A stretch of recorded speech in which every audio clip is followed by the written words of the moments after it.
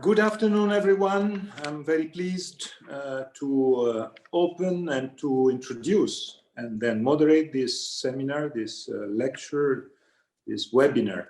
As usual, every Wednesday, 5 o'clock, around 5 o'clock, we try to have an event for students, scholars, and I think today's event is really one of the most interesting one and very timely, I have to say. Because we are lucky because we have the opportunity to discuss about the Belarus situation and consequences on Russia foreign policy, on the relationship between Russia and the European Union and the rest of the world. I was saying it's a very timely opportunity for all of us, and we are also very happy because two speakers will join us, and I think they are the two best speakers we can have in this very moment. First of all, Marie Mendras, thank you very much, Marie, for being with us. Marie Mendras is one of the, if I may say, living legend of PSIA, of our School of International Affairs, one of the best known experts on Russia-Europe relationships, on the situation today in Belarus. So we will ask Marie to explain a little bit the situation on the ground there, but first of all the consequences on Russia, because the very focus of our event will be on Russia. And then Nicu Popescu, thank you very much, Nicu, for being with us. You have a double casquette because your experience as Minister of Foreign Affairs in Moldova last year, and at the same time your present work as Director for the wider Euro program at the European Council on Foreign Relations. So I stop here immediately because what is interesting will be to listen these two introductory speeches and then to react. I would like just to underline for our students that we will have time to have a large Q&A session. I ask you only one point, one detail, but that can help us to be more effective. That is to write your questions in a very short way. So having short questions, so one line, no more than that, is the best way to be well understood and to have, of course, more questions. So I ask you to use the Q&A icon there, and then we will have, after the two introductions, the possibility to exchange with Marie and Nicu, professor also at Sciences Po, so two among the best professors we have on the topic. So thank you very much, and I stop immediately here. I give you the floor, Marie. Thank you very much, Enrico, and thank you, Nicu, for doing this duo together. It's been some time, and I'm also very eager to hear your views on what I like to call the sandwich countries, the countries that are sandwiched, stuck between Russia and us, Europe, us, NATO, Western democracies, because this is really what we are talking about today, given not only the situation in Belarus, but also in Armenia with the conflict in Nagorno-Karabakh, and also the unexpected protest in Kyrgyzstan after one more fraudulent elections. So what I will try to show today is how much domestic politics matter in the inter-regional, international relations, and how much the Kremlin is incapable of anticipating domestic change in its own country and also in neighboring countries. Sometimes we say that the EU is a little slow, is weak. Mind you, when you are in Moscow, what you see is the total lack of anticipation on the part of the leadership, and more incapacity to devise policy strategies that might be adequate. So the context is unprecedented. I mean, this very year, 2020, and the summer, I mean, think about it. We are still in the COVID epidemics. It's getting worse in Russia. It's getting worse in the US and a number of other countries. In the countries we're going to discuss today, the response to the coronavirus has been simply just totally inadequate. And protest that we are going to discuss is very much linked also to the high discontent during this time of crisis. Belarus, it's been 2 months that citizens in Belarus are demonstrating. Not a single day without a massive political event. If we think of Kyrgyzstan, you know, it's been a few days, but it's probably is going to be also a major turning point. I'd like to discuss briefly 3 points. First, explain that what's happening in Belarus is a revolution, just as we used and Ukrainians used the term revolution in 2004 with the Orange Revolution, and 9 years later, the Euromaidan Revolution. So this, I think, is important to understand. It is a civic, social, political revolution. My second point will be to discuss Putin's options. And the third is really to open the discussion with Nicu and you, Enrico, about EU policies and what have we done so far, and what's coming next. Belarusian revolution, just as in most cases of protest in the former Soviet Union or in other countries like, you know, Hong Kong, and it all started with a stolen vote. You know, that's how it started. And it started with a campaign that was stolen from the people because all candidates were barred from running. And then it just became a formidable adventure with the wife of the most popular opponent who was jailed, who she came out with 2 other women, young women, and they went for an incredibly lively and strong campaign. And in actual fact, they did win the vote. And then Lukashenko, of course, stole the vote. And the frauds were just so incredible and so transparent. So it is a peaceful civic protest with a few very clear objectives: get rid of the autocrat, go for new elections on the basis of new legislation, and then move on to define new policies and how to organize relations both with Russia and with European and southern neighbors. So this is, of course, the narrative of Lukashenko and the narrative of the Kremlin.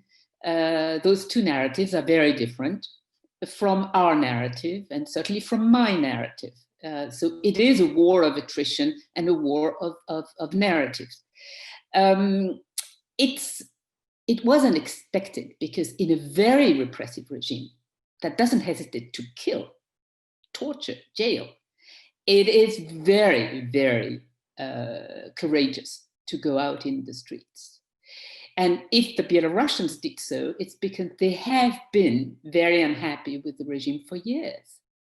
And at every election, there was protest. So what was just unexpected is that it just happened and it worked. And Lukashenko will fall, and there will be a new regime. There's absolutely no doubt about it. What we don't know is how that is going to happen. Lukashenko is no longer president. His former fifth term, actually came to an end in September. So he's no longer president. He has no legitimacy. And we should stop calling him President Lukashenko. Use his first name, he's Alexander Lukashenko. But even the French president said Lukashenko has to go. He's no longer president. So we have a vacuum of power in Belarus, and as nature doesn't like emptiness, void, and this is why Belarusians have to act quickly, and we do have to be ready also for quick decisions. But now the fact that we all together have decided that no, Lukashenko cannot stay is a major step forward. And I think, what is happening now with Svetlana Tikhanovskaya's trip to Germany and Macron's meeting with her in Vilnius is clear that we are moving slowly towards a recognition of the Coordination Council as a possible transition institution. So things are moving fast. Now, in this situation, what are Vladimir Putin's options? It's very interesting, just as in Ukraine, a few years ago. And the first question Europeans ask themselves is, but gosh, Putin cannot tolerate this. He has to act. It's like it's impossible for Putin to accept what is happening in Belarus. The problem is, it's not the first time that Putin is observing developments that he cannot stop. It's not the first time. And here, Belarus, first, it is a dictator who is actually falling, and Putin doesn't like to see that. For him, it's even worse to see this on the screen than see people demonstrating. The second thing is that Putin felt he had to give himself a sham plebiscite again at the end of June, 1st of July, so that he could stay in his job in the Kremlin almost forever. And of course, the fact that Lukashenko was the first to go for lifetime president and now is about to fall is not good news for Vladimir Putin in Russia. So his options are very, very limited, and he's walking a tight rope. He did not anticipate the failure of Lukashenko to secure his fraudulent re-election. Now, Putin has no Moscow man to place in Minsk. He thought he had, but he doesn't have now. And it is pretty clear that even if he had, Belarusians are still out in the street and won't let him do it, because neither Putin nor Lukashenko are in a position to go for a massacre. And this is what is very new in the period of recent years, is, and this is very important. Like if you think of Hong Kong, and Xi Jinping could not simply go for a frontal, armed intervention in Hong Kong, because today is today. You can't do what you could do 30 years ago. The other very important difference between the Ukrainian situation in 2014 with annexation of Crimea and the occupation of Donbass by Russia, and Belarus today, is that Belarus has no peninsula like Crimea that used to be seen as belonging to Russia, and has no eastern Donbass, that is an eastern region where people feel they are closer to Russia than to Minsk, which is the situation in eastern Donbass. So what can Putin do? He doesn't have his bases in parts of Belarus that he had in the case of Ukraine. I know that I might stop now, so I just wanted to. The position for us in Europe has been first, I think, very uncomfortable. Like, what can we do? We don't know Belarus that well.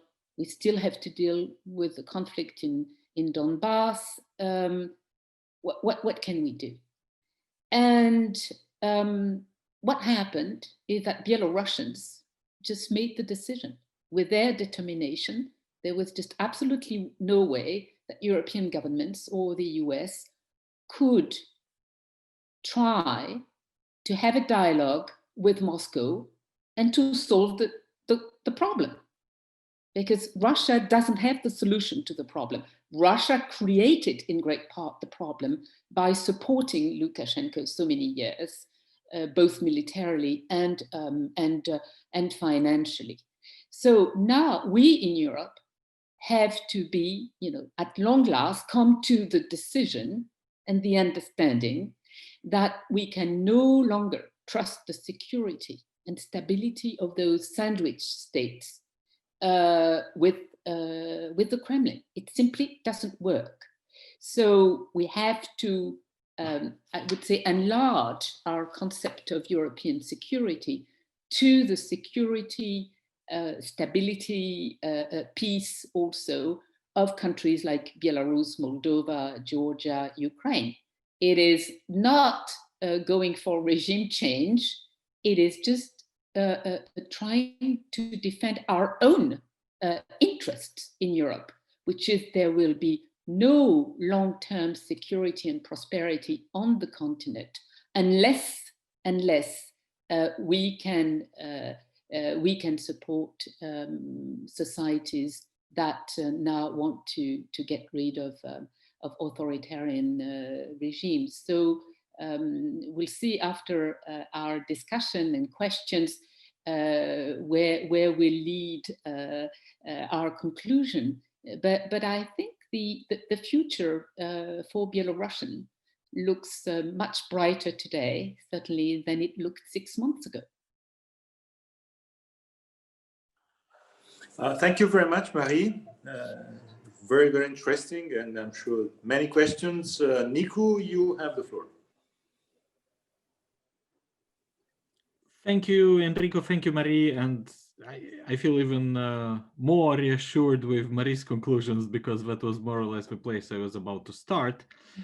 But before doing that, I'd like to say hello to you students, and it's good to see some of my students in the list. It's always reassuring to see them not being bored with our teaching and wanting more of us as professors. So it means that we're probably doing something right.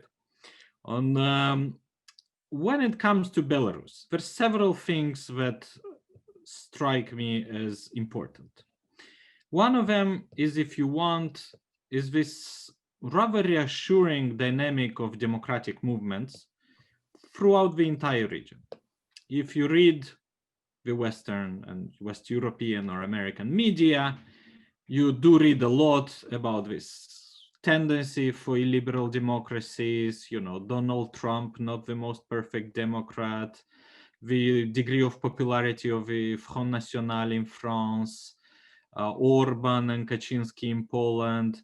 There is a lot of concern with undemocratic forces being more and more popular in consolidated democracies. When I look at the region to the east of the EU, I see the opposite trend. I see a continuing societal demand for democracy, for more pluralism, and the rejection of autocratic rulers. Of course, Belarus is the latest example of that, but you see a pretty sustained, if you want, not very high in intensity, but nonetheless not disappearing similar sentiments in Russia. You've had in recent months large-scale protests in Khabarovsk. 2.5 years ago, you had the revolution in Armenia, or where, you know, there was an attempt to ensure an autocratic transition, and after large-scale protests, that attempt was foiled, and you had a government which came to power in a freer manner, which is running now Armenia, and we'll talk a bit about the crisis later. In Ukraine last year, you had this huge demand for desoligarchization and anti-corruption and moving against state capture, which turned into massive support for current President Zelensky. So you have societies which want more democracy. They don't want more illiberalism, they don't want more autocracy. So in this sense, I think the good on the news on the societal level in the region immediately east of the European Union is mostly positive, which does not make politics easy. What we have in Belarus is probably a situation where for now Lukashenko managed to stay in control of the levers of power, but he's significantly weakened. And we cannot say now whether Lukashenko will be ousted in a few weeks or in a few months or in a few years. But what is clear is that the ice sustaining Lukashenko's autocratic regime has broken, and he cannot reconnect it, recoller, right? I'll use a French word, glue it back. So we are probably witnessing not the last wave of protests, and ultimately this will change Belarus political system. Russia, looking at that, had a dilemma, and there was a conversation in Russia back in the early days of the protests that would make it more or less in the middle of August on whether they should support Lukashenko or not, and whether by doing so they are not alienating the Belarusian population. And there was this conversation. Ultimately, Russia decided to stick and to support Lukashenko against the Belarusian population. Now, it's not impossible that Russia will try in the next year or so to find, you know, some other leaders who could potentially take over. We don't know. But what we can say for sure is that there's no way back for the Belarusian political system. And there will be more pluralism. And even if there is someone else in power who is in foreign policy terms as friendly to Russia as it gets, but has more legitimacy, suddenly the options of talking to Belarus are much larger, also for Europe and for the European Union. And Belarus has a very sophisticated population structure, very highly educated, highly literate, a very strong IT sector. So without Lukashenko, actually, Belarus has the potential to become part of the European cooperation, you know, on the economic front, at least, and politically. If we're talking about democratic trends on a larger scale in the region, then of course I was asked, but you know, that's also part of the same conversation. In less than a month, we'll also have elections in Georgia and Moldova. In both countries, you have interesting trends. In Georgia, perhaps one of the most interesting trends is that in Georgia, COVID is one of the very few countries where COVID helped a government recapture credibility and regain credibility. As a rule, most governments have not been very impressive in the way they handled coronavirus in the first few months. And many governments and leaders have lost popularity over their management of coronavirus.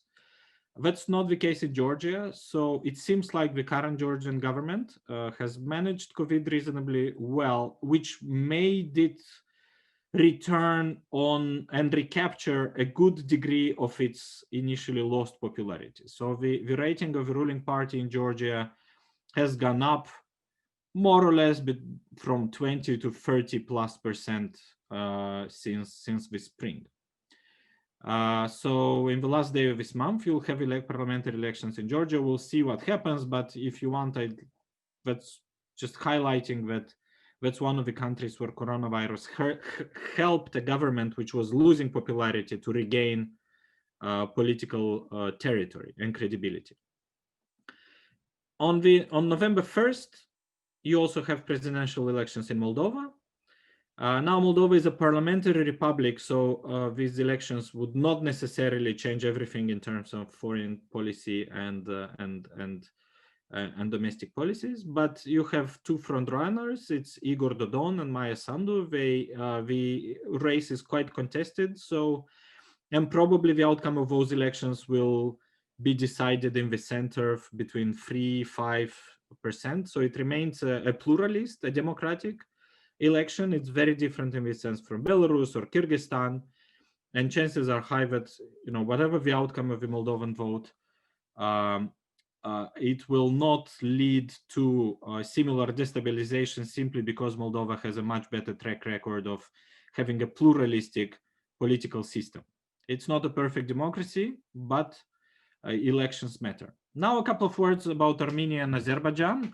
We are all witnessing this war that has escalated. And, to a large extent, both sides are to blame. But the blame is taking place in the fall is a portion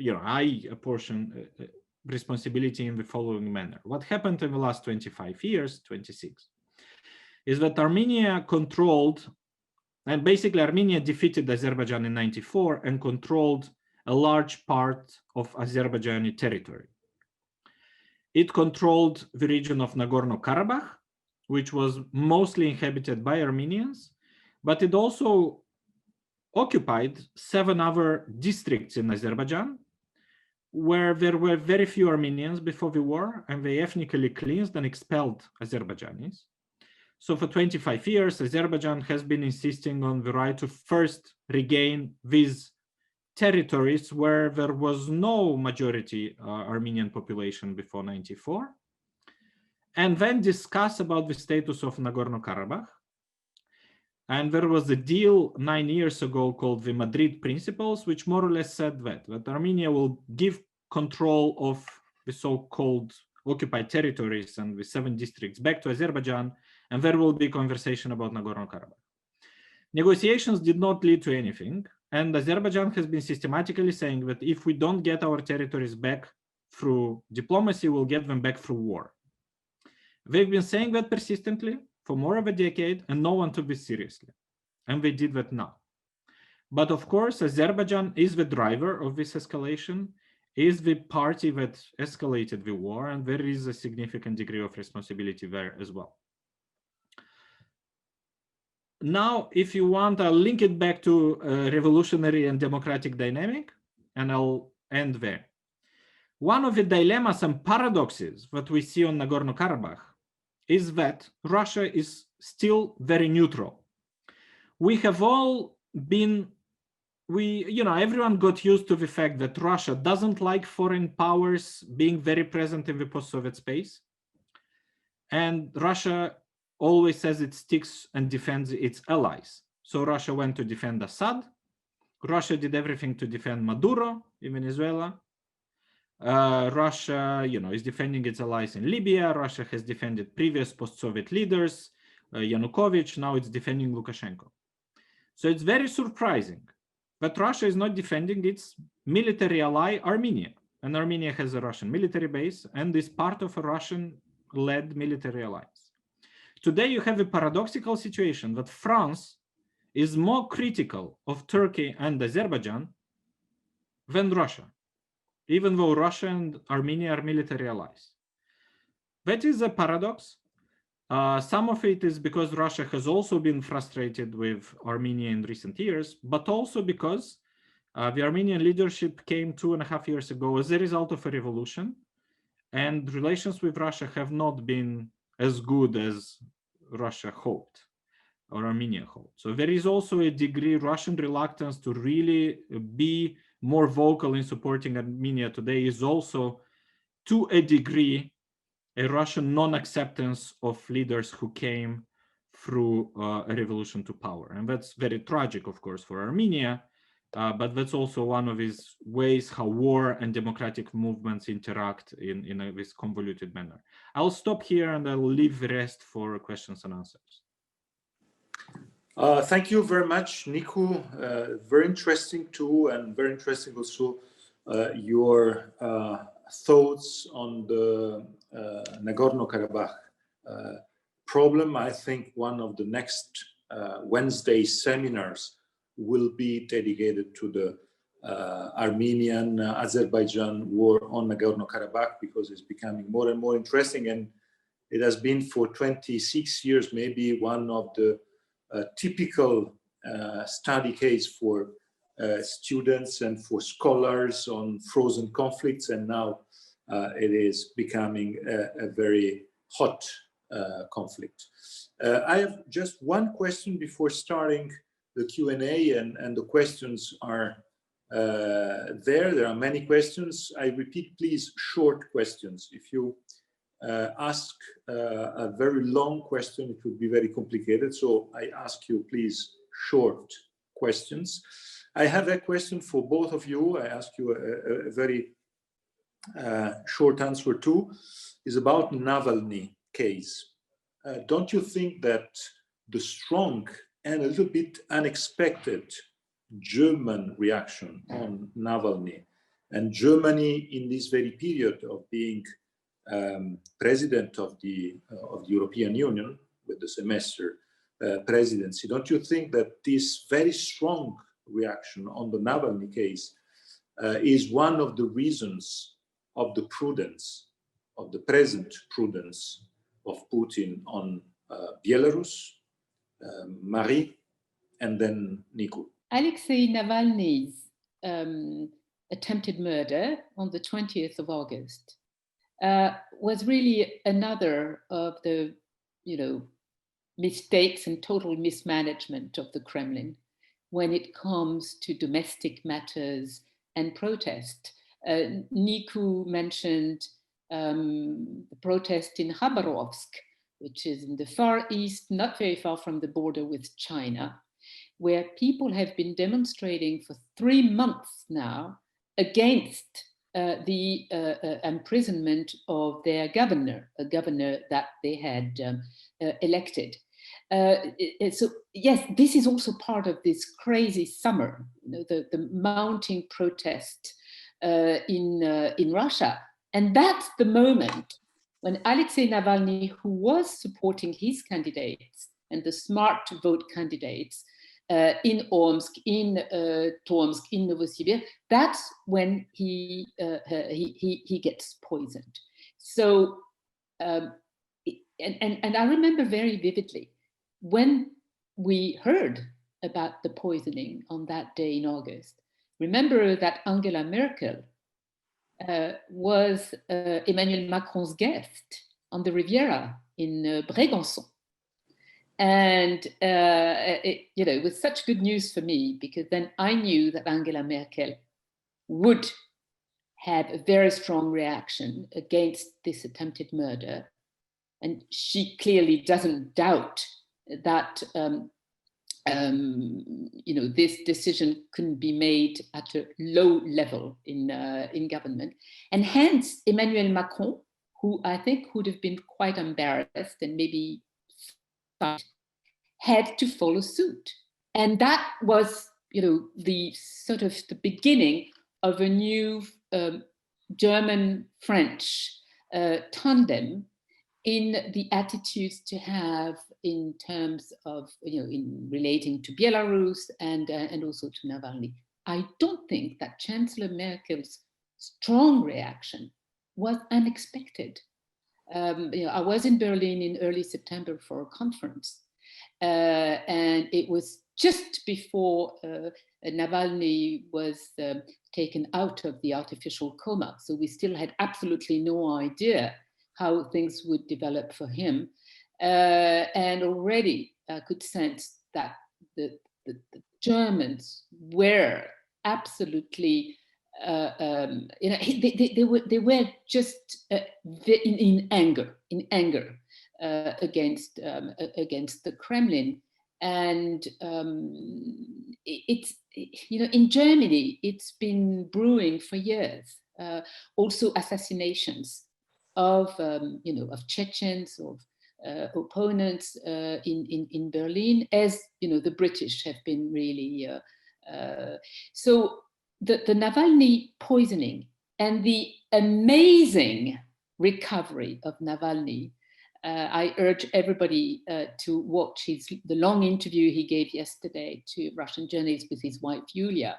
It's like just, he's out of a bad flu. I mean, it's just totally amazing. So now Navalny is a major actor in Russian politics. Hence, in Russia's policies toward neighbors, because as Nicu emphasized very rightly, this is really a struggle for democratic regimes. And Navalny today seems, better placed to have a historical role in this trajectory out of autocracy than the ruling classes in Russia. Thank you. Nicu, do you have a take on this topic? I mean, the way the Navalny case has been handled. No, I'll start from somewhere else. It's been a long time that every couple of years, someone in the West is trying to reset relations with Russia. So the first reset, initiated by Obama and Clinton, came, 6 months after the war in Georgia. So very quickly, threats of sanctions on Russia for invading Georgia changed with a reset. That was in 2009. In 2010, Angela Merkel launched with Meseberg initiatives trying to talk about the European security architecture with Russia. That also didn't work. Then you had the war in Ukraine in 2014, and then already 2 years later, the European Union launched this so-called the need for selective engagement with Russia as a way to restart dialogue with Russia. And then, of course, you had the post-Brégançon diplomacy when President Macron tried to reset relations with Russia. Through these attempts, they usually got stalled and blocked because Russia was not really willing to give any significant concessions. And even, even until a couple of months ago, there was not a feeling in France that Russia is engaged really meaningfully, shaking this hand that was offered to them by President Macron. Russia was slow to respond, did not want to move very much on substance. And then you have Navalny. And in Navalny, Russia basically did everything not to allow and not to present any plausible theory to the poisoning of Navalny that would have allowed Russia's partners to, pretend that maybe that is not so serious what happened. Russia basically behaved like, we don't care. He was poisoned, we're not going to investigate. You say Novichok, Russian citizen on Russian territory, none of your business. They did not open an investigation. They did not want to talk about it.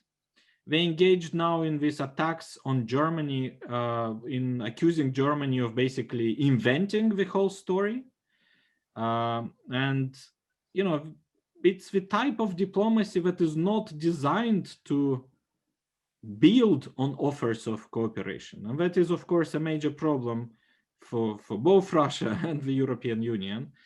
But for now, Russia thinks that it does not need to make an effort to respond to these positive offers from Europe that come on top of sanctions, of course. But sanctions is not the only thing that is offered to Russia.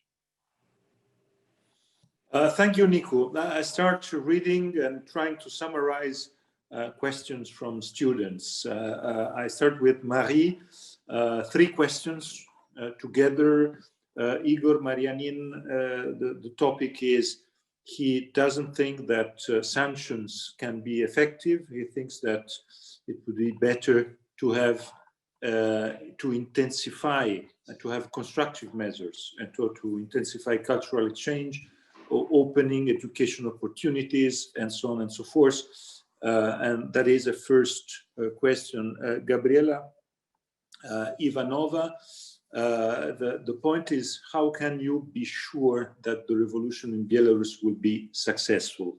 So I think it's another good point. And Marit Braunschweig, would be a more offensive positioning by the European Union not force aggressive action by Russia even stronger?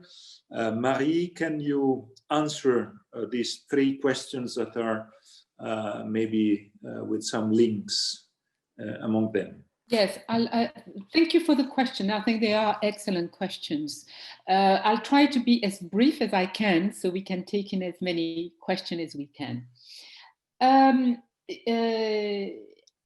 I'll start maybe with the Belarusian protest. Why do we think it will be successful? I think first for the reasons that I exposed. That is, I don't believe that there will be a war in Belarus.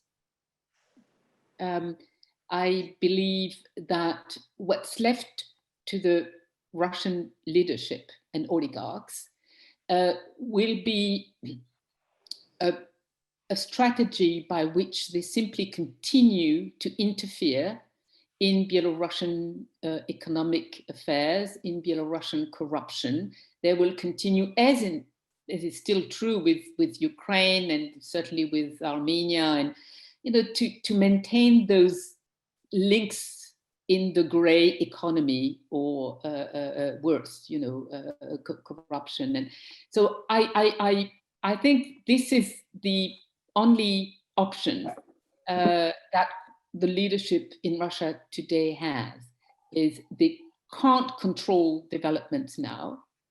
Lukashenko is simply a dead weight now. So all they can hope is to spoil the new Belarusian government and regime, as the Russian leadership did against the Orange Coalition as early as 2005 in Ukraine, and make it very difficult for the Orange Coalition to be effective. I believe they will be successful because the very large majority of Belarusians voted against Lukashenko. There's absolutely no doubt about this. They prove very determined, very brave, and they won't stay at home and watch another autocrat. And another very important element is that Lukashenko gave orders to hit his own citizens. There are quite a number of casualties, and still dozens of people in Belarus that have disappeared, and probably dead also. So he now is in the eyes of his population, he's a criminal. He's simply a criminal. And this is where, at the moment, everything's stuck, because the minute Lukashenko leaves, he will be prosecuted unless he takes refuge in a country like Russia. Now the questions about sanctions not effective, and the other question about the EU should not antagonize Putin even more, the usual question. So sanctions are not meant to accelerate the downfall of Lukashenko, or to manipulate the situation in Russia so that Putin and his friends will fall. The choice of sanctions is first, and that was the same with the Ukrainian development. We in Europe have no other options short of military action. So we go for what we have, and that can hurt. And I tell you, I mean, I've been writing on Russian elites in recent years, and I can tell you that the millions of Russians that are upper middle class, professional, that they know that the fact that the leadership is hit by sanctions, it has a major effect. And the elites, the middle class now, are certainly more divided and are becoming much more critical of their government. Putin is no longer supported by a majority of Russians, very, very clearly. And the cultural exchanges and all the rest, we've been doing that for years. Putin doesn't care. Now, our problem, coming to the last question, is that Vladimir Vladimirovich is not interested in rapprochement, in a real dialogue, in negotiations, in compromise, in getting back to a normal partnership with us in Europe. He simply is, when he told Emmanuel Macron, a year and a half ago, yes, I'm so happy to talk with you, we're going to solve Donbass together, etc. He simply didn't believe it.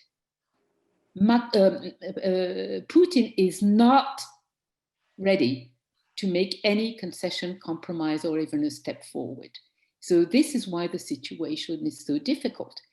But it wouldn't be with a sort of benign neglect or high tolerance of Putin's fake news, actions, subversion, etc., that we would help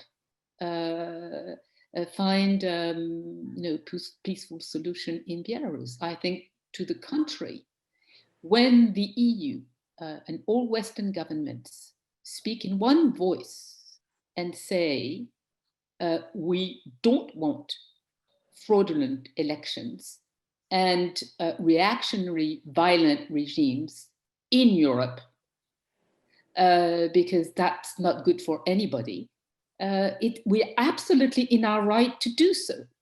This is not interference in the sovereign affairs of a state. And Putin has been playing this card. France wants to have a reset with us, so they will tolerate a lot of our actions. But I think it's just no longer working. It's no longer working because so much is happening, and now in different countries, and also our governments, and certainly the French government, now understand that the situation in Russia is not favorable for the regime. Thank you, Nicu. I summarized 3 questions for you. First one is about Macron foreign policy and Macron strategic dialogue with Russia. Do you think that the current developments can modify Macron's strategy? Vilius Juodis. Augustin Normand. It's an interesting question about the fact that in reality, Lukashenko and Putin were not so close to each other. They were in a very troubling times. And so what do you think about this point, and the fact that today they have to consider also this point. And maybe the other one from Maxime Perez, will Putin move in the conflict between Armenia and Azerbaijan, or may he continue to benefit from the situation? Can you answer shortly these three questions?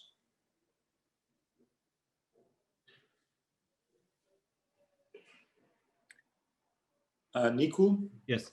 Macron's policy on Russia. And it's also tied to this question, you know, let's not provoke, let's not be too tough, let's not push them into a corner. But you hear a lot in France.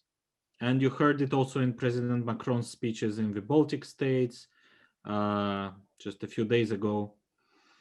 And the fundamental problem I have with this is that countries and foreign powers who are hostile to European interests will never take Europe or France or Italy or Germany seriously if the first question we ask and the first thing we say is let's not irritate or provoke Ankara. Let's not irritate Tehran. Let's not irritate Beijing. Let's not irritate Moscow. If foreign powers, including Russia, are doing hostile activities against Europe, of course, you should be ready to stand up your ground, and if this means to irritation, so be it. So it's a fundamental choice for Europe. If Europe wants to be heard, it has to also be tough, because everyone else is tough. Moscow, before doing something, is not asking itself, you know, what will Paris think? What will Berlin think? They do what they want to do. In Ukraine, in Syria, in Libya, you know, before sending troops and MiG airplanes near Italy to Libya, no one thought, will this displease the Italians? Will this displease France? We just did it. And then we have a problem. So if before acting, the Europeans, you know, are only guided by this, let's not irritate Erdogan, let's not irritate Putin, let's not irritate Xi Jinping, Europe will be absent from the world map of powers. And I think this we're missing on the Russia conversation. And speaking of France, to me, this is very visible. How willing is France to be very tough on Turkey, but is not willing to be tough on Russia.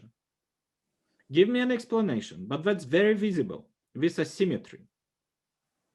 Now, speaking of, you know, what Russia does hostile thing, I mean, look at MH17. Russian supplied weapons shot down a Dutch airplane. And to these kind of things, you have to do something. I'm sorry. Territories being annexed, you have to do something. Now, in Kuwait, when Kuwait was annexed by Iraq, people sent troops, right? So to liberate Kuwait. You cannot do this with Russia. Russia is a nuclear power. But if you don't do anything, I mean, tomorrow you'll get 30 annexations a year in Africa, in East Asia. This is why Europe is introducing sanctions, not because it wants to sanction Russia, not because it wants a weaker Russia, but because Russia did, you know, the second annexation since 1940s in world history. That's big. Russia, Lukashenko, Putin, yes, the relationship was tense, but it's not just personal. Overall, in the last years, Russia has been trying to reduce how much money it offers to its allies. So it has been cutting some business opportunities for Belarus on oil supplies. It has been trying to charge Belarus more for oil. But I'll give you another example. You know, Yanukovych before the Orange Revolution was also losing Russian economic support. And at the time, Yanukovych was paying, or Ukraine under President Yanukovych before the revolution was paying for Russian gas more than Germany. Now, today in Moldova, you have a president who is very pro-Russian, Dodon. But Moldova, under him, today Moldova is paying more for Russian gas than Germany. So Russia is also willing to extract money and exaggerate even from its allies. And this is what partly happened with Lukashenko. I mean, it wasn't just a personally tense relationship between Putin and Lukashenko, it was also more and more pressure from Russia on Lukashenko, which made it more difficult for Lukashenko to sustain Belarus economic standards, and these standards have been worsening, and COVID also made it worse. But you know, Russia also played a key role in undermining Lukashenko by making it more difficult for him to sustain the Belarusian economy. I'll stop probably here unless... Yes, Nicu, there's another question I would like to for you to answer in 1 minute. There's a question from Analyse about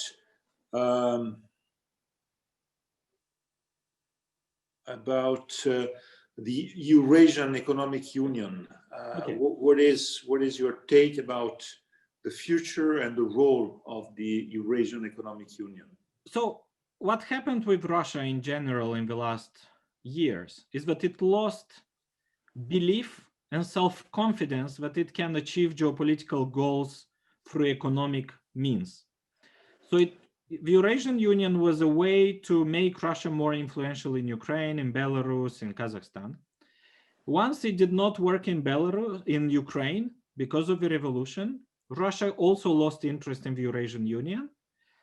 It is existing, it's not going very well, but it's much less of a priority for the Russian leadership than it was. You know, in 2013, it was Putin's favorite foreign policy activity and baby, if you want. And now it's just, you know, the 20th priority. And in the meantime, Russia also discovered that military interventions work. So now the favorite baby of the Russian political leadership is handling and managing military action in Syria, in Libya, in Ukraine. So that has become, you know, the favorite foreign policy tools of the last 5-6 years, and the Eurasian Union is not among these.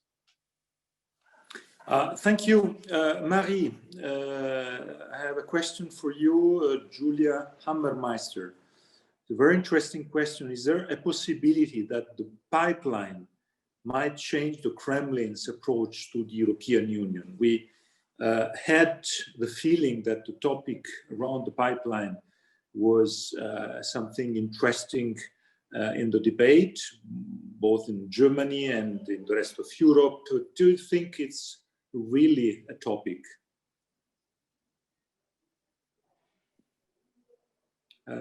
Can you hear me? Yes, yeah? Now yes. Good. I guess the question is about Nord Stream 2.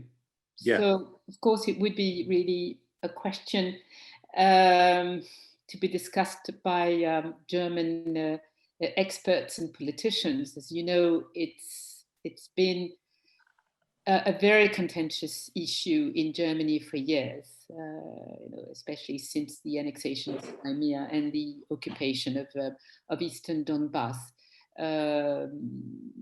You probably have all heard Angela Merkel's and the Minister of Foreign Affairs in Germany hinting at the possibility of holding the Nord Stream pipeline coming into effect. I think this is where we Europeans can be stuck. That is, the decisions that are made in Berlin or in Paris are most of the time made along the line of what both Presidents Sarkozy and Hollande liked to label economic diplomacy. That you have to do business, that the diplomacy of France and of Germany is to make it better for the national economy and for our companies. And we now see the limits of this. It's not working. It's no longer working to think that our economic interests with Russia are too important to put them into question when the very security of Europe and European neighbors is at stake. So I think the decision that's going to be made about Nord Stream 2, which is almost completed. You know, it's not like it just be a process. You know, a lot of money has been spent. The fact that it's not working, that economic diplomacy is no longer working with Moscow, is precisely for the reasons that Nicu just explained. It's just the Russian state is behaving more and more as a rogue state. Think now of the Wagner mercenaries in Africa, and also about those Syrian fighters that would be on the ground on the side of the Azeris. So we are now facing this very, very reality. And Vladimir Putin is not interested in looking for a compromise. His priority is not to re-establish the good partnership that Russia had with the European Union. I think the turning point really was what the Ukrainian developments and the Minsk process, where Putin had to accept a negotiation with Poroshenko, the Ukrainian president, and with the French president and the German chancellor representing really the Europeans. I think he was humiliated and very unhappy with this. He didn't get what he wanted really in Ukraine. See, Putin, one could say, well, he is happy, he had a victory in Crimea, he had a semi-victory in Donbass. But Putin is still unhappy with the results. The problem is that he will always be unhappy with whatever direction the events take. And we have to deal with an aging leader who's been in power for way too long, very dysfunctional institutions.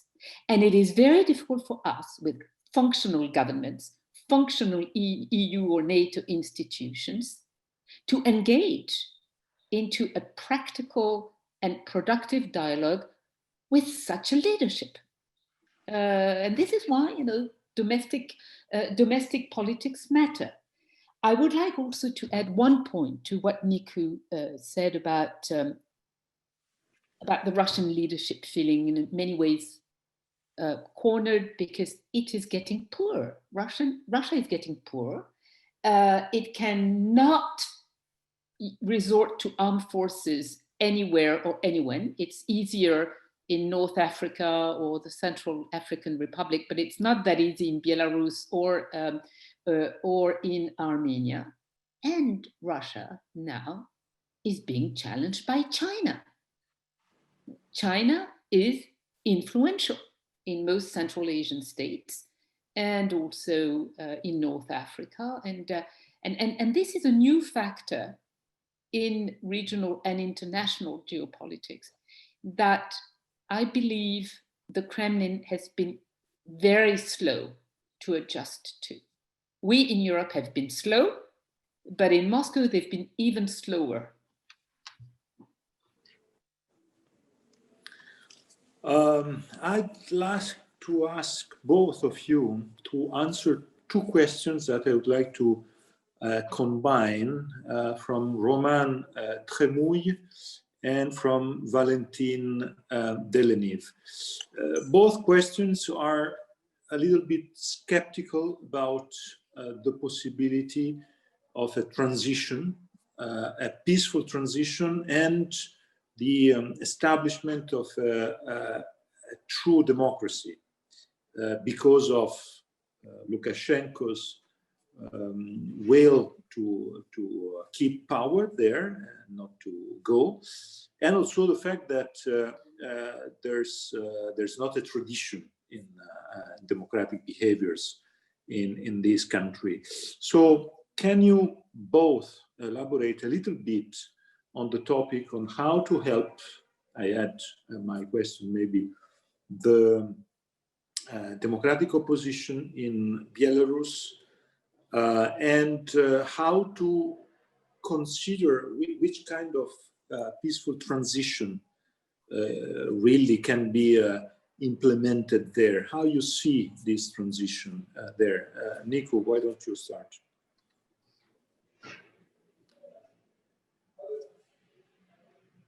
Nicu? You know, it's notoriously difficult to predict pre-revolutionary, revolutionary, and post-revolutionary developments. But the truth is that in the last several years, there has been already quite a lot of support given to Belarus. And some of it was actually also predicated on the fact that after the war in Ukraine, Lukashenko tried to reopen his dialogue with the European Union.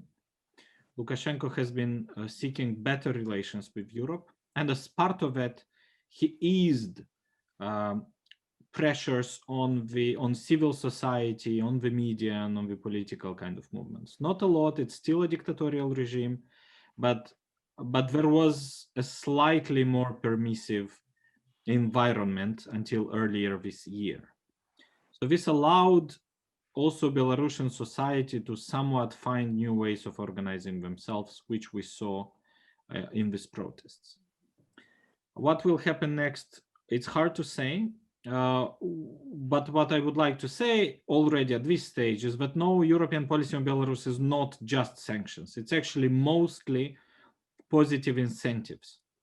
There is a special fund of several dozen million euro put aside to help Belarus get COVID-related assistance. There's money put aside to help political prisoners or people who had to escape Belarus.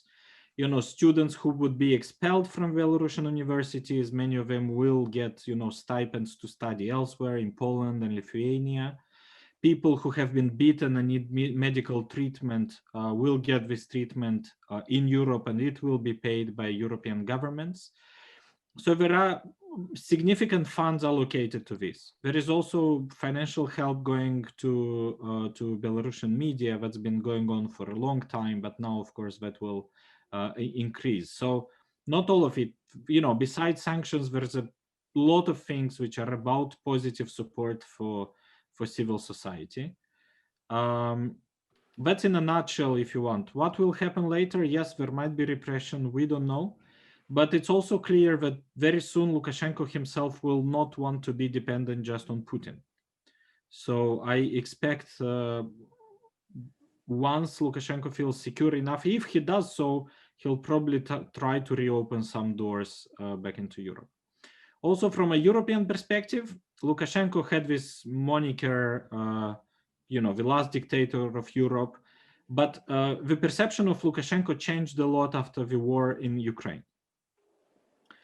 Because suddenly Lukashenko looked like, okay, someone who is not doing great in Belarus, but at least he's not attacking neighbors militarily. So in relative terms, Lukashenko was no longer perceived as this bête noire of European politics, partly because people saw that, you know, Russia has made actions which destabilized militarily its neighbors, in addition to having a political system that was increasingly centralized. So these things created some openings for Lukashenko, which he lost now. Thank you, Marie. Maybe because you will have the final word, we are at the end of our webinar. I had just two questions more. Lorenzo Crippa, is supporting Lukashenko really the best choice for Russia? Won't this just alienate the people of Belarus and the opposition?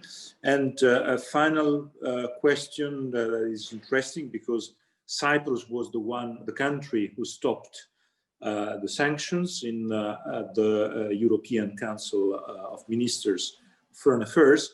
Can somebody be done with such countries as Cyprus or Malta, which basically sell golden passport to the Russian elite, them avoid sanctions and travel freely within the European Union and so on? Damantas, Laziauskas, I think this point about the role of Cyprus maybe it deserves an answer. So can you give us a final overview, putting together these kind of questions? Yes, thank you very much for those questions that I think will help in a way understand better what can be the position of a country like Belarus between what will remain for some time Putin's Russia and the European Union as it stands today, in the context of what's happening in Ukraine. I think what people have in mind looking at Belarus today is how can the Belarusians not get derailed the way the Ukrainians got derailed at several moments in the last 20 years or so. So the Ukrainian example is the number one model, for better or worse. At the end of the day, Ukraine today is a country that is no longer dependent on Moscow, where reforms are being done, one step forward, maybe one step backward, but it is moving. Elections are relatively free and fair, nothing to be compared with elections in Russia or in Belarus under Lukashenko. So what we are discussing really is a process. In Belarus, there will be a long process. The important thing is to make sure it doesn't get seriously derailed. Of course, it will not be overnight a wonderful, mature democracy, because just Belarusians never experienced it. I mean, they never had, a non-Soviet president or prime minister. But the fact that they were behind in many ways compared to Ukraine might help them. And also the experience of Ukraine might help them not to make several mistakes. What I feel positive about is that they are behaving incredibly well, given the situation. And they understand that the most important thing is not so much to have a wonderful liberal president, but to have working institutions and to protect those institutions and be able to have a functioning democracy with functioning representative institutions, which means free and fair elections.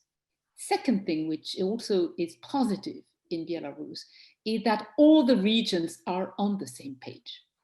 Really, they are on the same page. They want the same thing. And contrary to what Russian propaganda is saying everywhere, the Belarusians, they do form a national republic. Whether they speak Russian or Belarusian doesn't matter at all. What matters is that they have built a strong republican identity. And you can say you're Belarusian, you're Russian, you're Ukrainian, that doesn't matter. And this is the major leverage in the building of really what people want is rule of law, the end of corruption, the end of the power of the KGB and lobbies. And there's a whole generation of Belarusians who were born after the Soviet Union. They've known only Lukashenko and a rather miserable life compared to life in neighboring Lithuania or Poland. So I think what we are seeing today is the Belarusians with the Ukrainians together with the Europeans really thinking in terms of human security and not just security of borders against possible aggressions, etc. And in the Kremlin, they have another software, you know, in their minds. So the dialogue is very difficult. Finally, this key question about how can the new Belarusian government,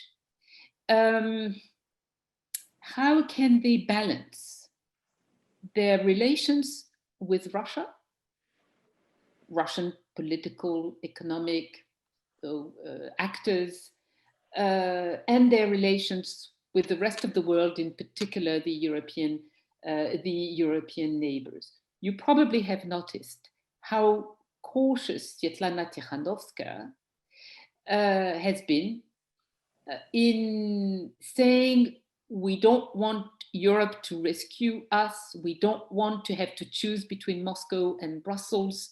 We want to be the master of our own fate and of our own social and political change. But at the same time, asking very directly for, you know, the support and the political recognition by Germany, France, and all the European countries and the USA. So they have to steer a trajectory where they will put the Kremlin in a position where they have to negotiate. Maybe not at Putin's level, but at lower levels, you know, they will have to negotiate also a peaceful transition in their relations with a new Belarus. And for us Europeans, we can have a long-term perspective, because this is how we built the EU, with a long-term perspective. We know that in a number of years, Belarus, Ukraine, Moldova, Georgia, Armenia, they will be full members of a European space. Maybe not the EU as it is today, but we know that it will happen. And so we know that by then, Russia and the Russians will have to make a choice, whether they belong to that space or not. And this is what we have to look for, you know, is make it possible, you know, in 5 years, 10 years, 20 years, for the 140 million inhabitants of Russia to be able to make the same choice without, you know, a major disaster or a civil war. So this is, I think it's up to us not to interfere or control events, of course, but to make sure that the direction we take is this long-term direction. And then, of course, we are stronger than an aging regime in Moscow. Thank you very much, Marie. I think your conclusion is the perfect conclusion for this webinar. I thanks very much also Nicu Popescu and of course all our students. Thank you so much, and have a safe evening, of course, and see you soon.